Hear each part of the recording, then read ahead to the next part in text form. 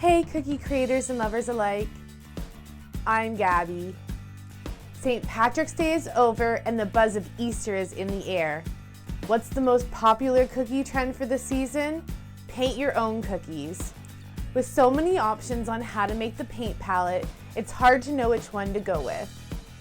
So in this two-part series, I thought I would show you how to make the palettes, as well as test them out to see which one is worth your time. I'll make sure to link part 2 to this video in the details below. Today on The Cool Cookie Show, we're making paint your own cookie palettes.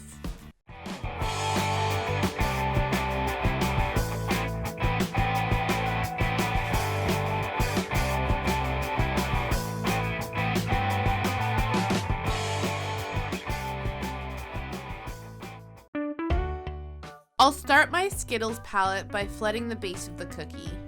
For all of these palettes, I will be using a number 1 Ateco tip for my soft piping consistency icing. And for my 15-second consistency flooding icing, I'll be using a number 3 Wilton tip.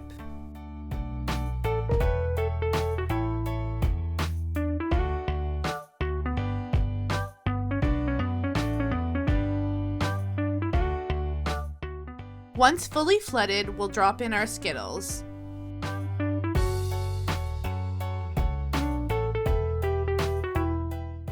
This palette's all done, now to dry for 24 hours. Next up, we have our M&ms.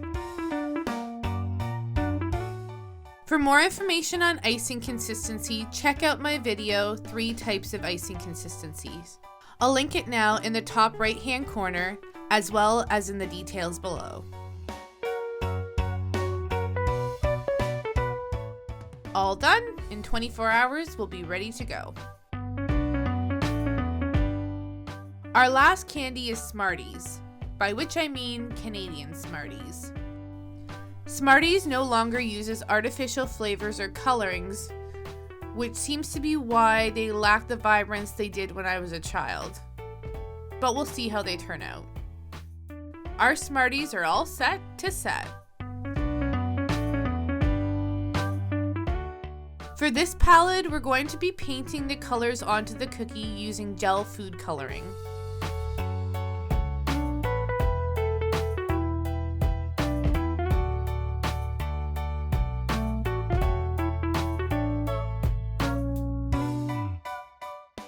We'll let this flooding fully dry for 24 hours before we color the palette. First, we'll pick our colors.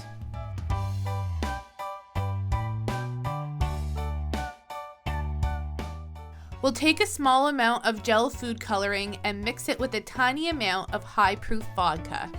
Don't worry, the alcohol will evaporate as it dries. You could also use a drop of pure lemon extract in place of vodka. Now with a food-safe brush, we'll add the color to our palette.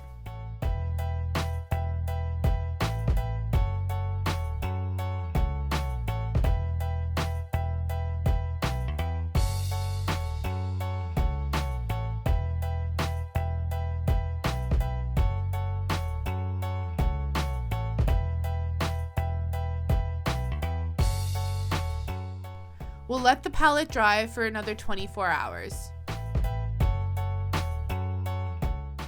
After sufficient drying time, you can sprinkle some cornstarch on your color spots if they're still a little tacky to the touch. Make sure you brush it away as soon as all moisture evaporates to ensure you don't dry out your cookie. This palette's all done and ready to paint. For our final palette, we're going to make some colorful Royal Icing transfers to drop into our flooded icing.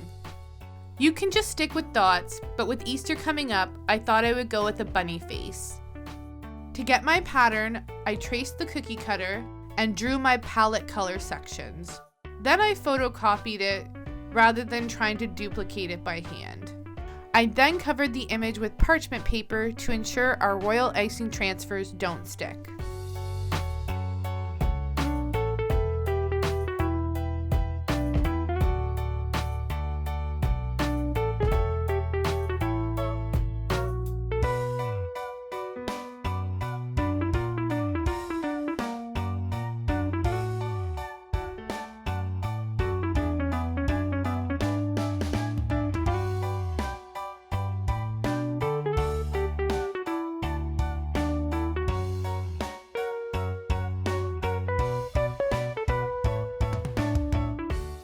We'll let our Royal Icing transfers dry for a full 24 hours before we paint them.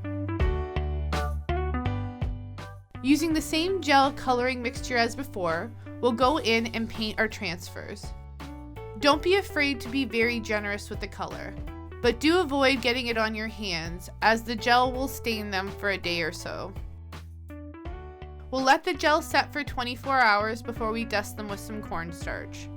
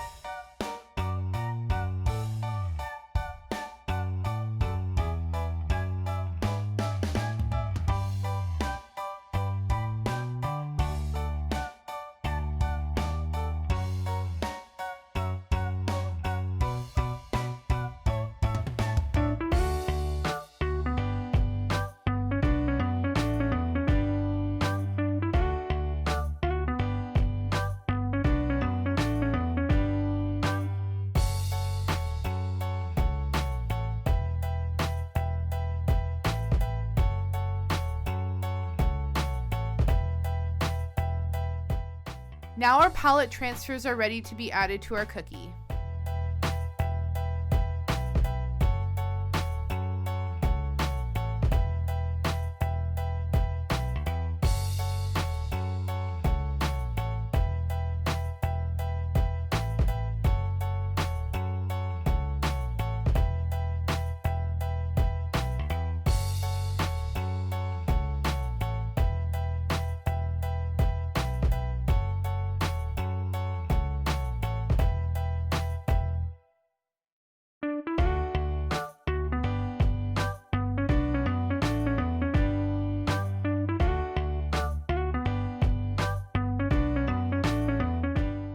This icing transfer palette is all done.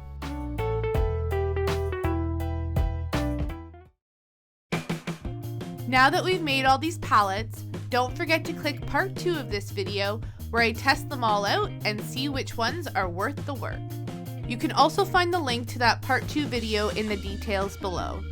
If you enjoyed this video, please give it a big thumbs up, as it really helps the channel. If you'd like to see more videos like this, click the subscribe button as well as the bell icon that shows up to be notified every time I upload a new video. In the meantime, here are some other videos you may enjoy. Thanks so much for watching The Cool Cookie Show. Until next time, stay sweet.